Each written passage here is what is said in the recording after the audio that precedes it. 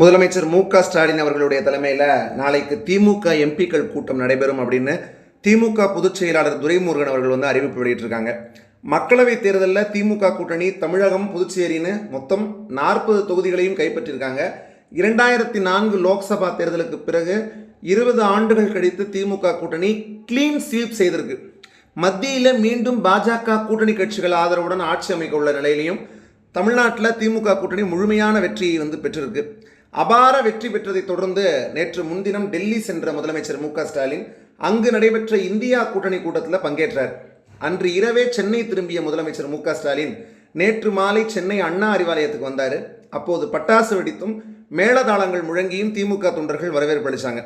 அதை தொடர்ந்து அண்ணா அறிவாலய வளாகத்தில் உள்ள கலைஞர் அரங்கில் திமுக உட்பட இந்தியா கூட்டணியைச் சேர்ந்த 40 எம்பிக்கள், அமைச்சர்கள், திமுக மாவட்ட செயலாளர்கள், நிர்வாகிகள் உள்ளிட்டோரை சந்தித்தார்.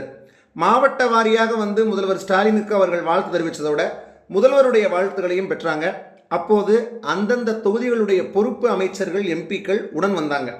காங்கிரஸ் சார்பில் அதன் மாநில தலைவர் செல்வ பெருந்தகை தலைமையில் எம்பிக்கள் Jothimani, Manickam Tagore, Vishnu Prasad, Gopinath, Robert Bruce, Vijay Vasanth, Vilavancode MLA Tharagai Cuthbert உள்ளிட்டோர் முதல்வரிடம் வாழ்த்து பெற்றாங்க.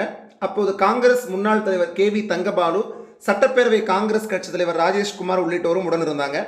இந்திய கம்யூனிஸ்ட் கட்சியினுடைய மாநில செயலாளர் ரா முத்தரசன், மார்க்சிஸ்ட் கம்யூனிஸ்ட் மாநில செயலாளர் K பாலகிருஷ்ணன் ஆகியோர் தலைமையில் இடதுசாரி எம்பிக்கள், IUML தலைவர் காதர் மொய்தீன் தலைமையில் அவரது கட்சி எம்பியான நவாஸ் கனி, மதிமுக முதன்மை செயலாளரும் திருச்சி எம்பியுமான துரை வைகோ மற்றும் கூட்டணி கட்சிகளுடைய எம்பிக்கள், நிர்வாகிகளும் முதல்வரை சந்தித்து வாழ்த்து பெற்றாங்க.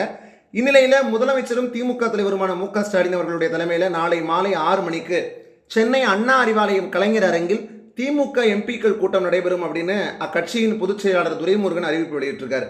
அப்போது தேர்ந்தெடுக்கப்பட்ட புதிய எம்பிக்கள் அனைவரும் தவறாமல் கலந்து கொள்ள வேண்டும் அப்படின்னு அறிவுறுத்தியிருக்காரு. தமிழ்நாடு, புதுச்சேரியில் மொத்தம் உள்ள 40 தொகுதிகளையும் திமுக கூட்டணி கைப்பற்றியது. திமுக நேரடியாக 21 தொகுதிகளில் வென்றிருக்கக்கூடிய நிலையில் திமுக எம்பிக்கள் கூட்டம் நாளைக்கு நடைபெற இருக்கு. இந்த கூட்டத்தில் திமுகவினுடைய லோக்சபா குழு தலைவர், லோக்சபா குழு துணைத் தலைவர் பதவிகளுக்கு எம்பிக்கள் தேர்ந்தெடுக்கப்படுவாங்க அப்படின்னு தெரியுது. மேலும் நீங்கள் இந்த தகவல் குறித்து உங்களுடைய கருத்துக்களை கீழே உள்ள கமெண்ட் செக்ஷனில் தெரிவிங்க.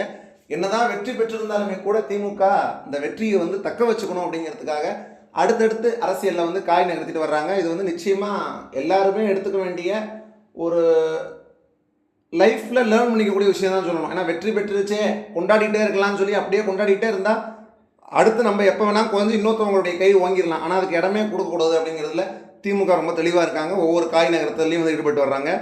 நீங்கள் இது குறித்து உங்களுடைய கருத்துக்களை கீழே கமெண்ட் பண்ணுங்கள். மேலும் இந்த வீடியோ உங்களுக்கு பிடிச்சிருந்தா லைக், ஷேர், சப்ஸ்கிரைப் பண்ணுங்கள். தொடர்ந்து அடுத்தடுத்து எல்லா வித அப்டேட்ஸும் நம்ம சேனலில் வந்துகிட்டே இருக்கும். தொடர்ந்து அடுத்தடுத்து பல்வேறு வீடியோக்களில் சந்திப்போம். நன்றி, வணக்கம்.